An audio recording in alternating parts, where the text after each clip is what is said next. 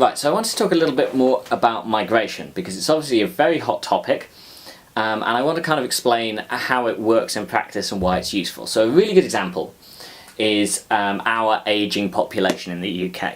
You think about the number of people, British people, who retire to Spain, and the number of workers who come over to work in the UK. So why is that good for us?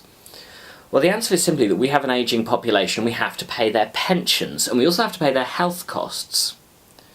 So what happens when older people move to Spain is they're spending their pensions in Spain, and the reason they do that is costs in Spain are lower. They can buy a nice house, their pension stretches further, it's great for them. But why is it good for us, the UK? Well, partially it releases the housing stock in the UK that they were using. Also, you know, it shifts some of the day-to-day costs onto the Spanish economy rather than the British economy.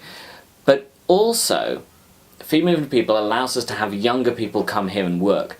So the immigrants to the UK tend to be younger, or in a working age range. Now what that means is, whereas before we would have struggled to pay those older people's pensions, and their health services and everything else, instead, we have that additional revenue stream, which means that the UK is much more able to pay those pensions, pay for the NHS, pay for schools for everyone.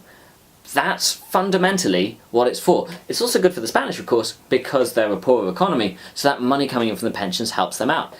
It's good for everyone.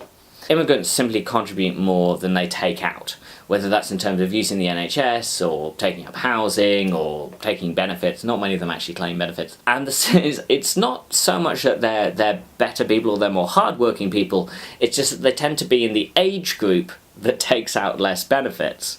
Which is exactly why we wanted them in the first place, right? Because we wanted them to come here to support the fact we have an older population who needed those benefits. The other thing that's really important about immigrants is that when they come here, and yes, they take a job, but with the money that they get from that job, they want to buy things. That demand, that desire for goods and services, did not exist previously in the UK. So it increases the demand for goods and services, whether they be potatoes or salsa lessons.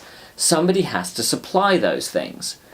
So because there are more things being demanded, jobs are also created in order to fulfill those demands. The figures that I've seen tend to suggest about 3 jobs are created for every 2 immigrants that come here. So for every 2 jobs we lose, we gain 3 jobs. So that's a net +1 jobs.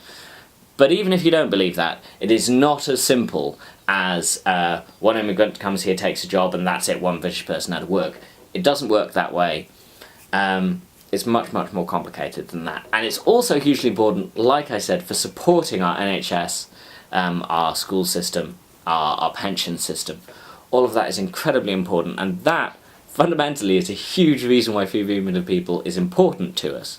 On top of that idea of free movement of goods and making sure that people can't just ship jobs to places with rubbish wages and rubbish conditions, and those people can't leave. The fact that those people can leave those places is a big factor in stopping companies just shipping those jobs over there.